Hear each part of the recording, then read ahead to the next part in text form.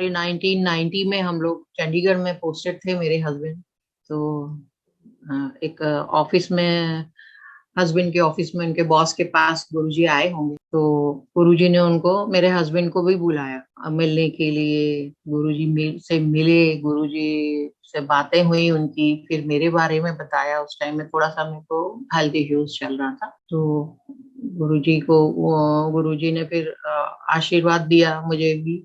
और 2-3 दिन में मेरी हेल्थ में काफी रिकवरी हुई। फिर बोले कि बुलाया, मतलब कि जहाँ पे थे वहां पे बोले कि आना उधर, मतलब रहते थे जैसे गुरुजी किसी के यहाँ आए तो मिलने के लिए। तो फिर गए मेरे हस्बैंड, और संगत वगैरह होनी शुरू हुई। फिर उन्होंने, गुरुजी उस टाइम पे किसी किसी को, जिसको दिल करता था उसको अमृत बोलते थे, अमृत चखा देते थे गले, ग्लास में डाल के, पानी में डाल के, कुछ जैसे वो माला होती थी और कुछ होता था, मतलब वो, हाँ, तो अमृत बोलते थे उसको, अमृत चखाया मेरे हस्बैंड को।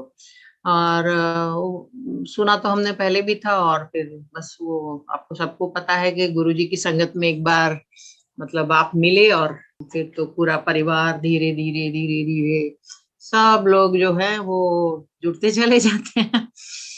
हम लोग को दिल्ली में पोस्टिंग हुई हमारी, जब चंडीगढ़ से हम लोग नागपुर गए, तो जब भी हम दिल्ली जाते थे या जाते थे तो उनसे मुलाकात होती रहती थी।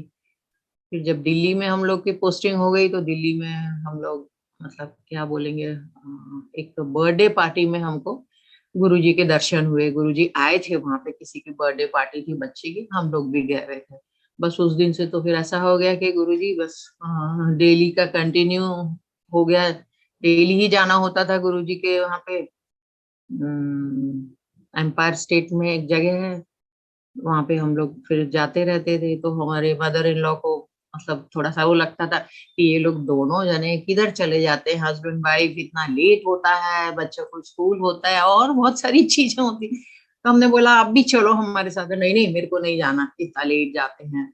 फिर उन्होंने हमारी कंप्लेन करनी शुरू कर दी कि जो खानदान में हमारे बड़े बुजुर्ग, मतलब मेरे हस्बैंड के बड़े कजन्स थे, थोड़े ओल्ड थे, उनको बोला, दूसरों को बोला, तीसरों को बोला, चौथों को बोला। वो लोग सब एक दिन आए हमारे घर में कि क्या तुम लोग किधर जाते हो, इतना देर होता है, ये वो अच्छी बात नहीं है। और मैं, चाची जी मेरी मदर को, मतलब सास को बोल रहे, चाची जी ऐसे क्यों गुस्सा करती हैं, कहना सुना करो। मैं कहा आप लोग ना बस एक बार चलो हमारे साथ में, अगर आप फिर बोल दोगे कि नहीं जाना तो हम नहीं जाएंगे। तो फिर एक एक करके, एक एक सैटरडे को कभी किसी को एक दिन आया, एक जना आया, दूसरे जने आए, तीसरे जने आए, वो सब उधर ही जुड़ते चले गए। फिर अभी तक वो जो है उनका आना जाना, मतलब हर संगत में, हर उसमें, जो दिल्ली में परमानेंट रहते हैं वो लोग अभी भी हर उसमें जाते हैं। और संगत में तो तब सभी जाने लगे, धीरे धीरे धीरे धीरे। मदर इन लॉ भी फिर बाद में जाती थी, और बैठती थी संगत में, कभी कुछ, मतलब फिर बातें बहुत होती थी।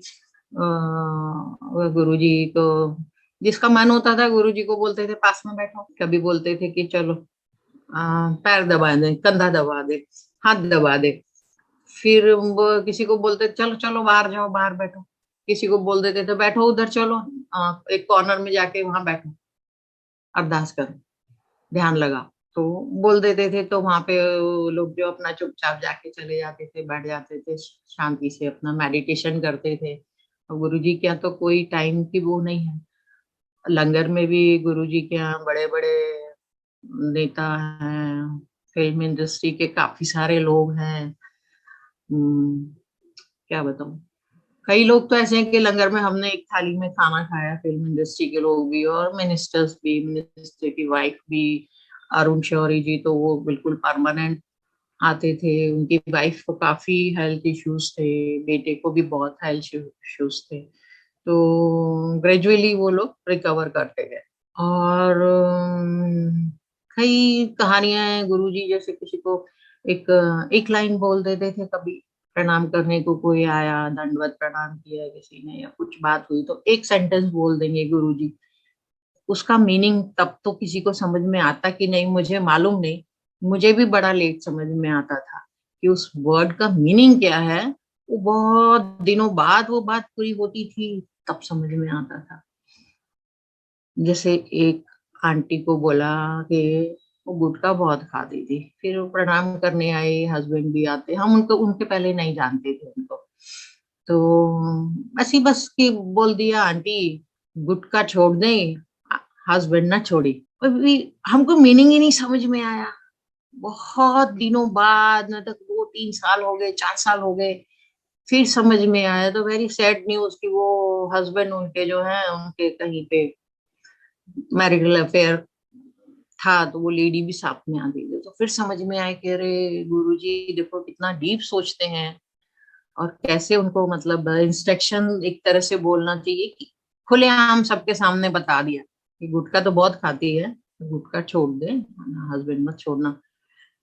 तब हमको समझ में आया, बाबा रे गुरुजी इतना मुश्किल, मतलब ऐसे लेसन्स भी गुरुजी दे देते थे, और फिर ब्लेस भी करते थे सबको।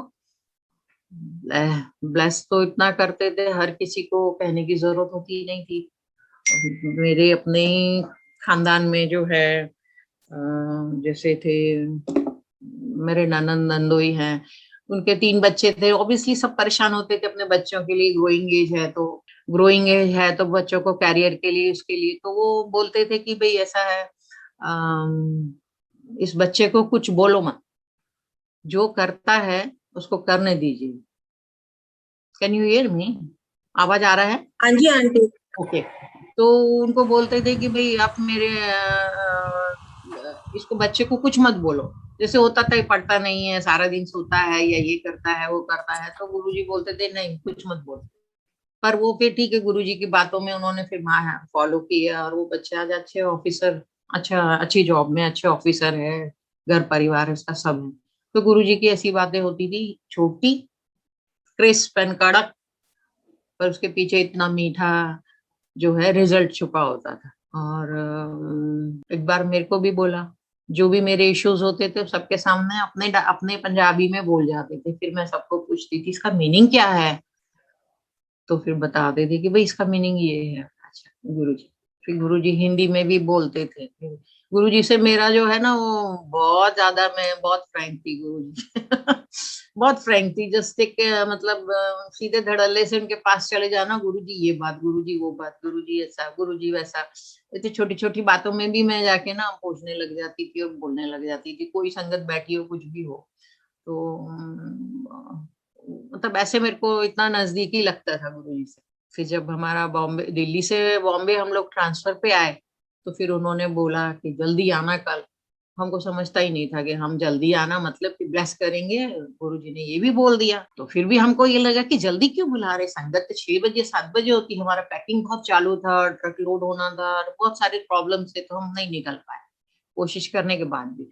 फिर जब पहुंचे 9 बजे, तो गुरुजी बहुत गुस्सा कर रहे थे, जल्दी बुलाया था, ब्लेसिंग के लिए बुलाया था, आए नहीं। मैं गुरुजी, ट्रक खड़ा हुआ था, कैसे करते फिर। अच्छा ठीक है। बाद में फिर उन्होंने मुझे चलते समय मतलब ब्लेस भी किया और उपाय बताया कि किस तरह से करना है।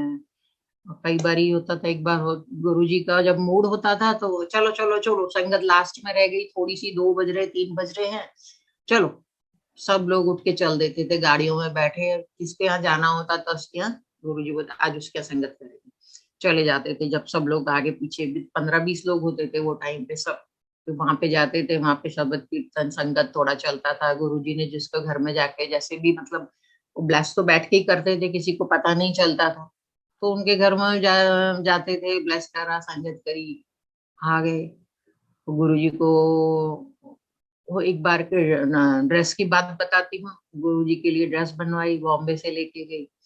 तो पहली बार उन्होंने एक्सेप्ट ही नहीं करी, हाथ लगा के दे दिया।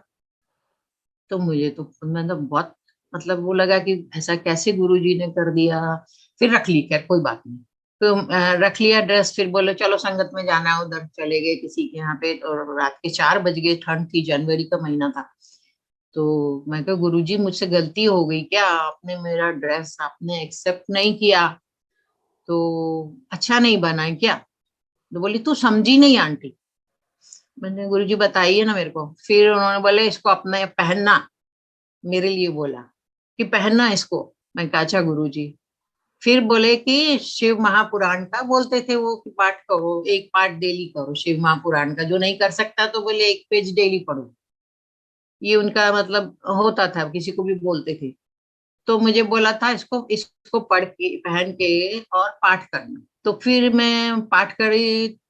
एक दिन ऐसा हुआ, पाठ करती थी और मैं वहां पे एक पेज भी नहीं पढ़ पाती थी शिव महापुराण का, और मैं सो जाती थी पूजा रूम में। मतलब वहीं लुढ़क जाती थी नींद में, इतना ज्यादा होता था। एक दिन निकल गया, जब कोशिश करूं फिर दूसरा दिन निकल गया। फिर मैंने कहा चलो, गुरुजी ने बोला था, तो फिर गुरुजी की ड्रेस पहनी और पाठ किया तो पूरा हुआ। फिर उन्होंने कहा था 1 हफ्ते के अंदर पूरा शिव महापुराण खत्म करना है। तो जब मैंने वो ड्रेस पहन के और डेली पहनती थी और पाठ करती थी, वो शिव महापुराण खत्म करती थी, देन आई सॉ, मेरे ओपन आईज से मैंने फिर देखा कि जो मेरे बॉडी से निकला, उसको बोलते डार्कसोस बोलते हैं हम लोग। तो इतनी सारी काली छायाएं अलग अलग अलग अलग से निकली। और मेरी बेटी कभी कभी सुनती थी, रूम में बच्चे घूमते हैं तो बेटी की उससे भी निकली 2-3। तो हमारा उस दिन जो है वो समझो क्लेरिफिकेशन हुआ, प्यूरिफिकेशन बोल दो आप, या हमारे बॉडी से जो भी नेगेटिविटी निकली। तो वो गुरुजी का मतलब, हमको ड्रेस का मतलब समझ में आया कि भाई गुरुजी ने क्यों दी थी हमको ड्रेस, और क्यों हमारी ड्रेस हमको लगा कि भाई क्या हो गया ऐसा बना, या वो जो भी मतलब मन में विचार विचार आते हैं एज ए ह्यूमन बीइंग, कि हमको एक्सेप्ट हमारे ड्रेस को क्यों नहीं किया, कुछ गलत है क्या। तो ऐसा था। पर जब भी जाती थी तो मैं, जैसे दोपहर में मेरा अगर फ्लाइट है दिल्ली से बॉम्बे का, तो मैं सुबह सुबह मंदिर में जाके वहां पे दरवाजा तो बंद होता था पर बाहर वरांडे में जगह होती थी, वहां पे जाके ध्यान लगा लेती थी। क्योंकि गुरुजी जो है मुझे वो विजन में दिखाई देता था कि मेरा साथ में क्या हो गया है या क्या होने वाला है। तो कई बारी ऐसा नजर आता था, कई बारी कुछ होते थे, सिंबल्स होते थे या कुछ होता था। एक बार ऐसे ही कि मैं बहुत परेशान थी, बहुत ज्यादा, मतलब लाइफ के टफ लेसन्स थे, बुरा वक्त जो बोलते हैं वो चल रहा था। तो मुझे वहां पे दिखाई दिया कि एक औरत है, और ध्यान में ही दिखा वहां पे कि औरत है और उसको पूरा आग ने पकड़ लिया है, वो पूरी तरह जल गई है, भस्म हो गई है। मेरी आंख खुली है, फ्लाइट का टाइम हो गया। गुरुजी तो फिर मिलते नहीं थे दिन में वो टाइम, मतलब गुरुजी का वो क्या होता है, वो वॉक करके आते थे, घूम के आते थे, फिर अपना उनका दिनचर्या के बाद में अपना पाठ जो भी है अंदर ही करते थे, शाम को संगत में मिलते थे। तो फिर समझ में आया, फिर मेरे फादर को भी पूछा कि इसका मीनिंग क्या है, अभी मुझे तो जाना है, फ्लाइट पकड़नी है, वो पहले से बुक है। तो फिर मेरे फादर ने बताया कि तुम्हारे जो भी इश्यूज थे वो सब धीरे धीरे रिजॉल्व हो जाएंगे, तो उसका मीनिंग ये है। तो गुरुजी ऐसे जो है आशीर्वाद देते थे, ऐसे तब सिम्बॉल्स भी देते थे, ध्यान में बताते भी थे, आशीर्वाद भी देते थे। और कई बारी संगत को या किसी को बोल देते थे। ऐसे एक बार मेरे को बोले, जा उधर बैठ जा और ध्यान लगा। मैं ध्यान लगाया। तो ध्यान लगाया क्या, मैं तो गुरुजी को ऐसे ही देख रही थी बैठने से पहले, कि ध्यान लगाऊं, आंख बंद करूं मेडिटेशन में जाने से पहले। तो मैं जस्ट एक टक देख रही थी गुरुजी को। तो देन आई सॉ शिव जी त्रिशूल लेके गुरुजी के आगे साइड में खड़े हुए हैं, ऐसे त्रिशूल तिरछा पकड़ा हुआ है। तो गुरुजी को पता था। अब मैं भागी भागी आई, गुरुजी गुरुजी बोले उधर बैठ जा, ध्यान लगा। मतलब गुरुजी को, मतलब मैं बिल्कुल जैसे वो होता ना कि, थी तो बड़ी, बच्चे थे मेरे दो, ऐसा नहीं था, बेटा मेरा 10 इयर्स का था और बेटी और छोटी थी। पर फिर भी मेरे को इतना बचपना था ना कि सबर नहीं होता था, गुरुजी ये दिखा, फिर चलो उधर बैठा। फिर बैठे करे तो फिर ना, मतलब मुझे समझ में आया कि हाँ, सेल्फ रियलाइजेशन क्या होता है। धीरे धीरे पहले से भी था, बहुत पहले से था, छोटी थी तो खुली आंख से, ओपन आई से रिजल्ट दिख जाते थे हवा में। कभी ओपन आई से कोई ऐसी किसी का एक्सीडेंट होना है वो दिख गया, ओपन आई से समटाइम्स घर में कुछ घटना हुई। कि जैसे मैं जो एक बार दिखा कि मेरे कमरे में वो गोदरेज की अलमीरा, उसके नीचे सांप की पूंछ मुझे दिखी अंदर आते हुए। फिर कोई अंकल आए हैं घर में, वो बाहर बैठे हैं, हमारा घर बीच में आंगन होता था वो टाइम पे घरों में, मुजफ्फरनगर की बात है। तो मैं कॉलेज में थी, तो हॉस्टल से आई थी उस दिन।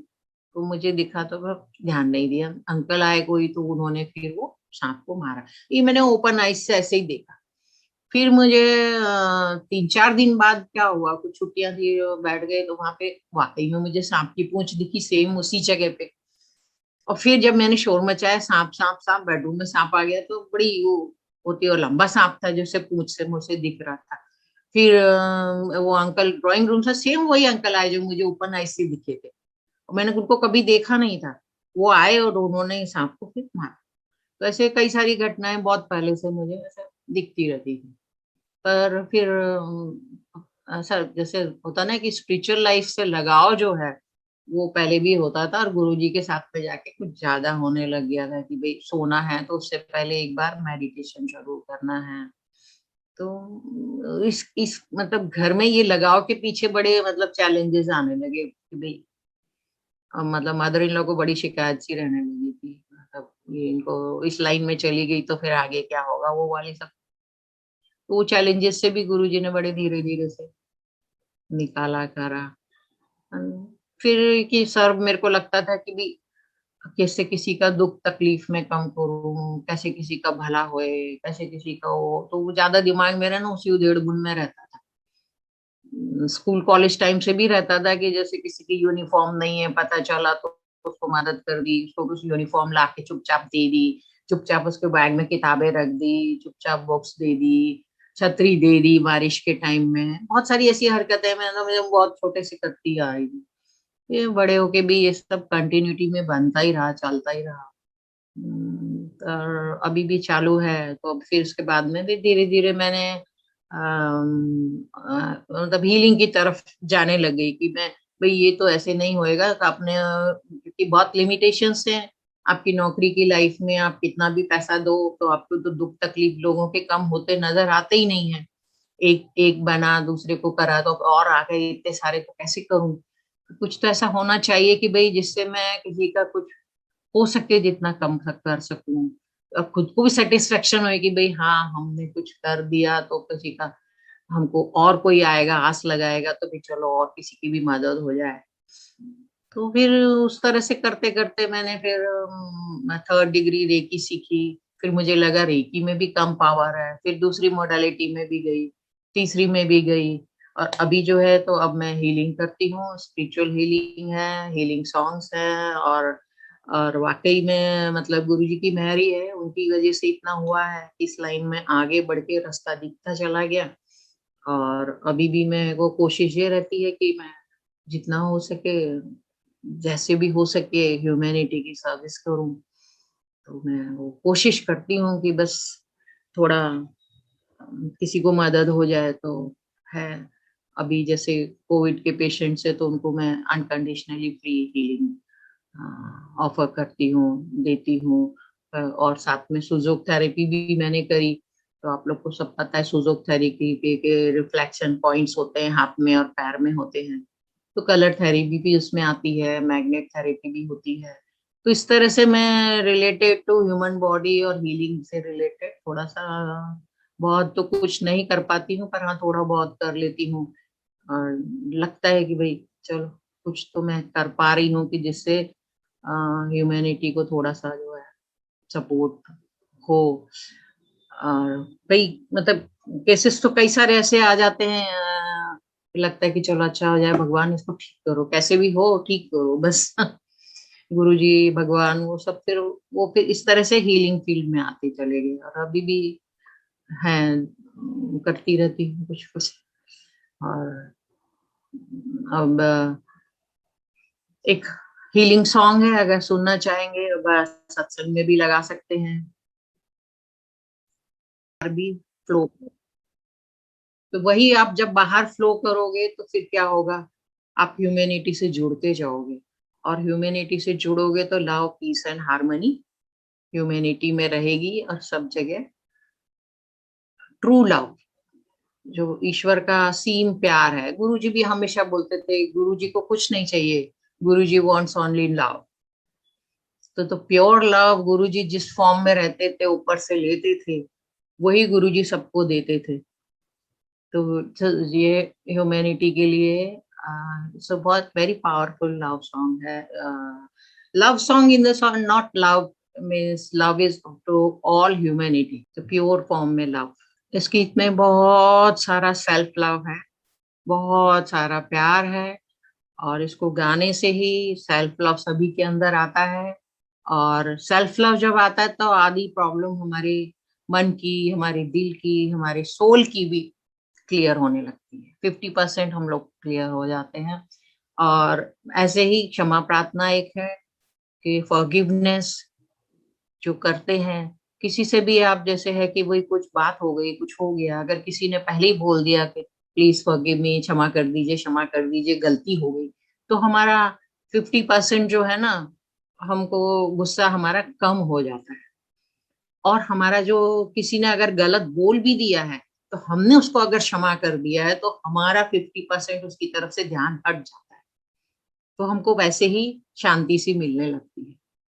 तो उसमें उसके लिए है कि जैसे हम, मैंने और मेरे पूर्वजों ने इस जन्म में और पिछले जन्मों में जानबूझ के और अनजाने में जिन भी आत्माओं को, उनके पूर्वजों को, जिन चीजों को जो भी दुख तकलीफ कष्ट दिए हैं, उन सब के लिए मैं हाथ जोड़ के दिल से माफी मांगती हूँ। कृपया करके मुझे क्षमा कर दीजिए, मुझे क्षमा कर दीजिए, मुझे क्षमा कर दीजिए।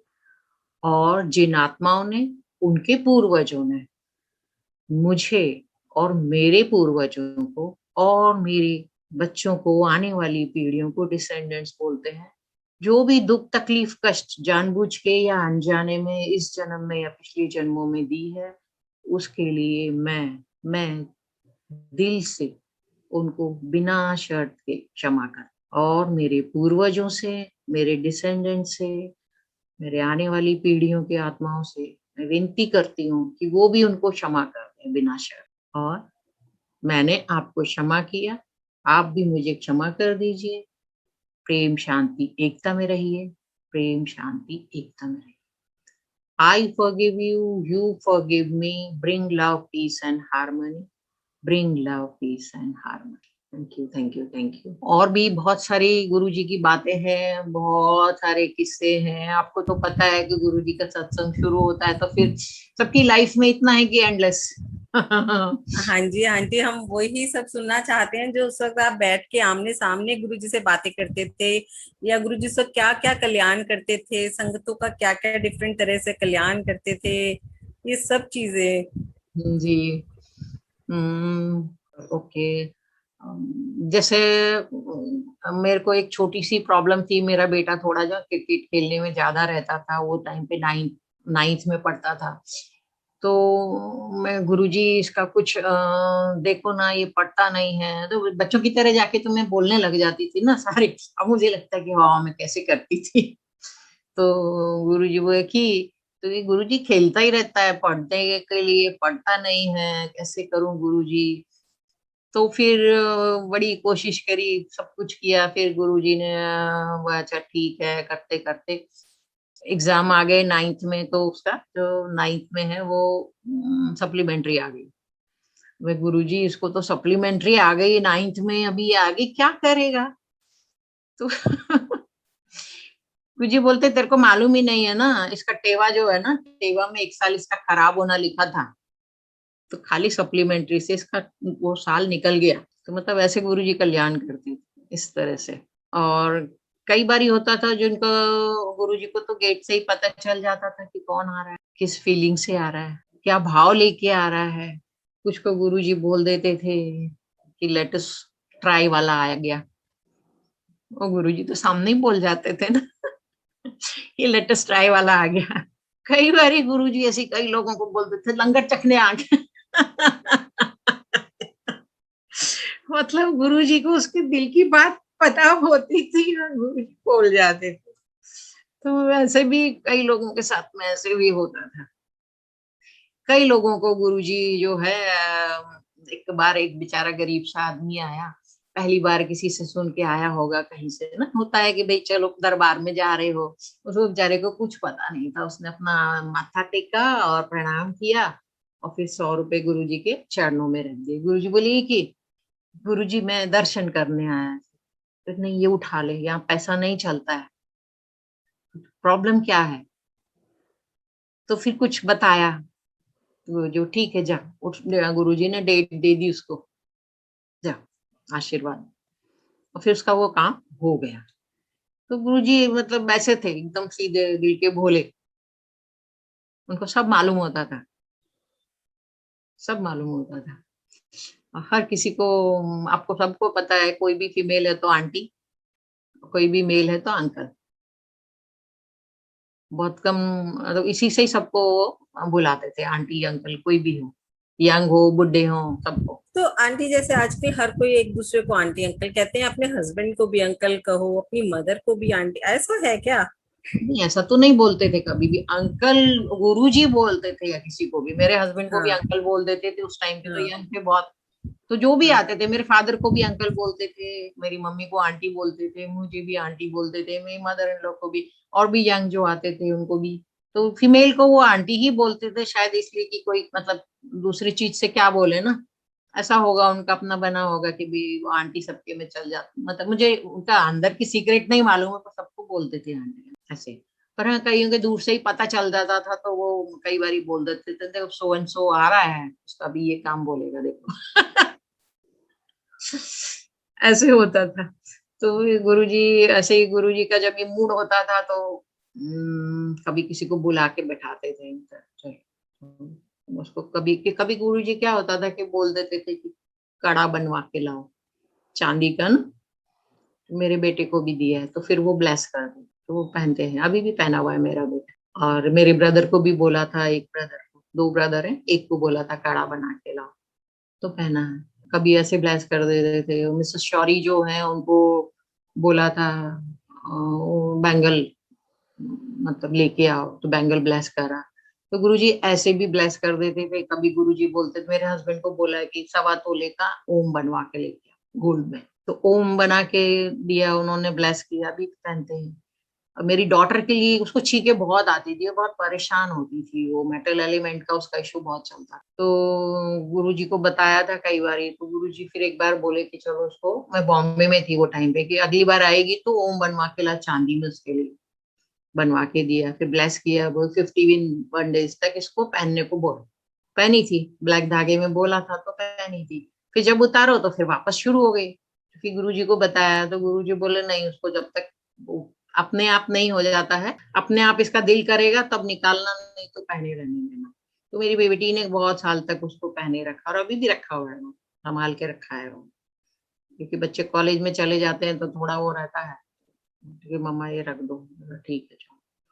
तो ऐसे गुरुजी ब्लेस कर देते थे। कभी किसी का हम्म, कई बारी मैंने देखा है, एक दो लोगों का ड्रेस भी ब्लेस किया है, कुछ बोला होगा, जैसे कि उनको कुछ एहसास हो जाता था ना कोई बात का, तो बोल देते थे, तो ब्लेस भी कर देते थे, तो ड्रेस भी ब्लेस कर देते थे, कई बार ऐसे किया है।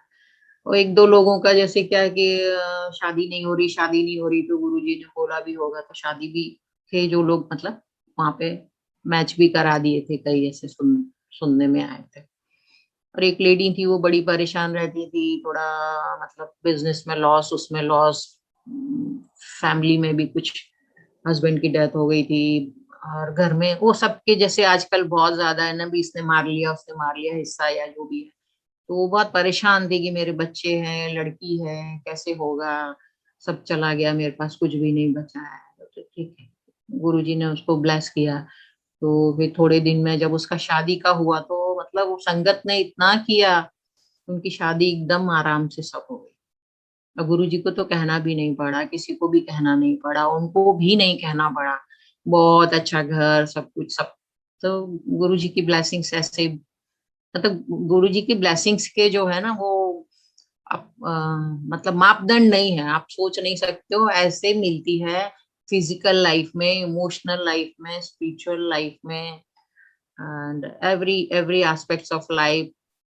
फाइनेंस में तो बहुत लोगों को बहुत पता ही नहीं क्या क्या नहीं, मतलब जितना आप सोचो उतना सब, सब कुछ बख्शीश में मिला, बहुत लोगों को, बहुत लोगों को, जिनको जिनको जानते हैं। और कई बार होता है, एक का पैर का एक्सीडेंट हो गया तो मुझे बड़ा वो मतलब होता था कि किसी को तकलीफ हो गई तो मुझे बड़ी दुख, अंदर से दिल में दुख होता था देख देख के, क्योंकि गुरुजी रोज ऐसे आती हैं, इनका पैर में है, मेरी रिलेटिव थी और इनको तकलीफ है, बड़ा मुश्किल से आती है।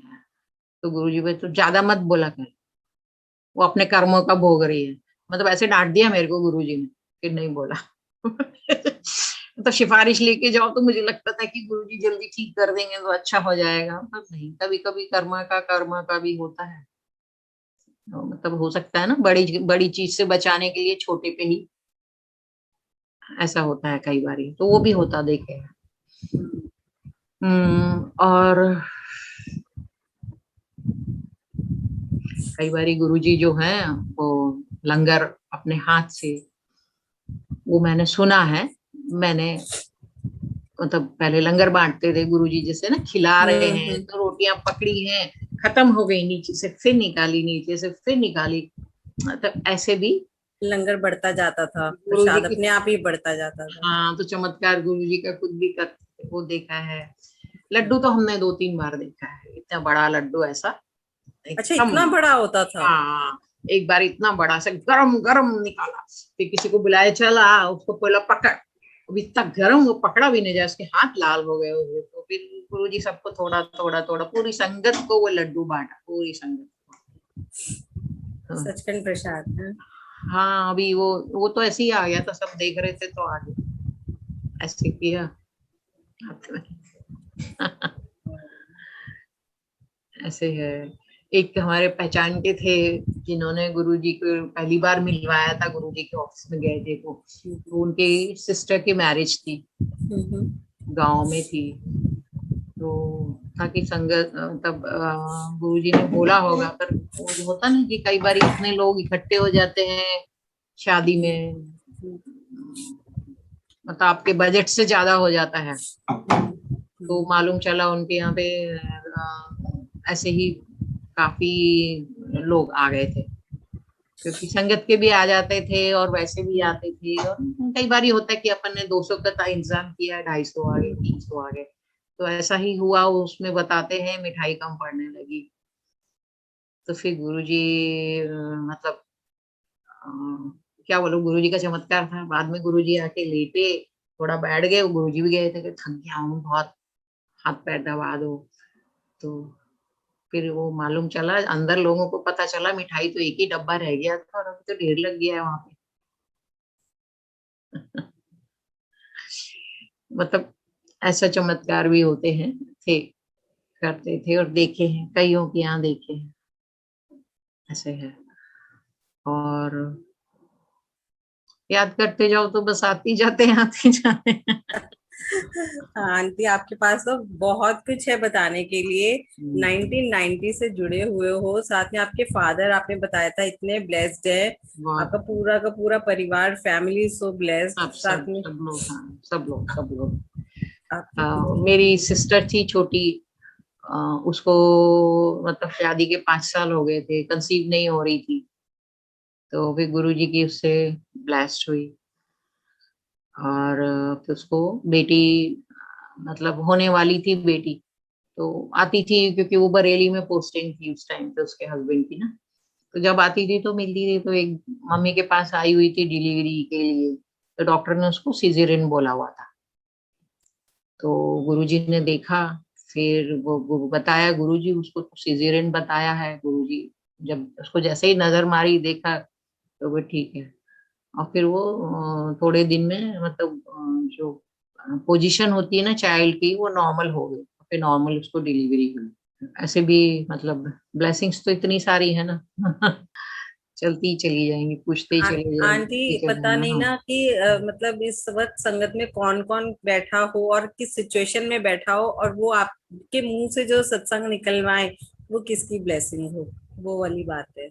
हाँ, और वो गुरु जी का जो भी हमारे मन में क्वारीज होती थी, जो भी क्वेश्चंस होते थे, तो शब्द जो चलते रहते हैं, तो शब्द में बहुत आपको जो है क्वेश्चंस के आंसर्स मिल जाते थे, मेरे ख्याल से पूछने की जरूरत पड़ती नहीं थी किसी को भी, ऐसा होता था।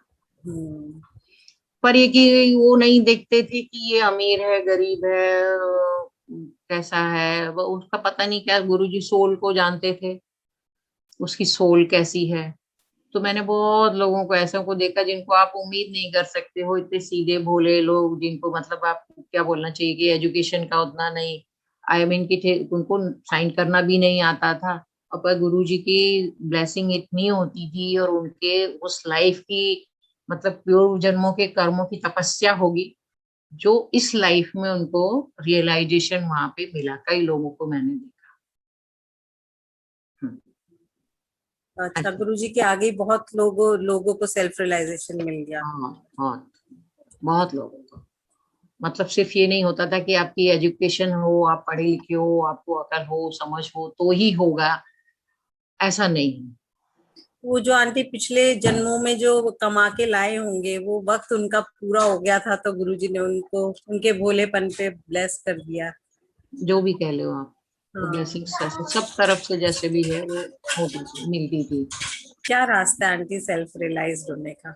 सेल्फ रियलाइजेशन का तो आप खुद से ही पूछो कि आपको पहले तो एक बिल्कुल शांत हो जाओ, आप शांत होके बैठेंगे, और आप अगर जमीन पे बैठे हो, पैर जमीन पे रखो, एड़ियां जुड़ी हुई हो, आपके टोज अंगूठे अलग हो, इस तरह से आप बैठेंगे ना, जैसे एड़ी जुड़ी पैर ऐसे, और फिर आप देखोगे पैर पैर पैर, एड़ियां जुड़ी अंगूठे apart, toes apart, heel joint toes apart, hmm. आंखें बंद, धरती माँ से कनेक्शन करिए। मदर अर्थ ऐसी चीज है, ऐसी चीज है, माँ है वो, और वो आपको अनकंडीशनली सेवा भाव से बहुत कुछ देती है, बहुत कुछ देती है। तो उनका आप कनेक्शन फील करो, और नहीं फील हो रहा है तो request your soul, dear my soul, please allow me to connect mother, mother earth. Once you connect, you feel Mother Earth light, vibration, frequency. Thanks, thank you, thank you, thank you. Thanks to your soul, thanks to your ancestors, thanks to Supreme Soul Guru and all light beings. Thank you, thank you, thank you. और एक बात है कि गुरु जी का जब भी थे तो कुछ बात होती थी, गुरु जी की खुशबू आ जाती, शायद आप लोग को भी आती होगी।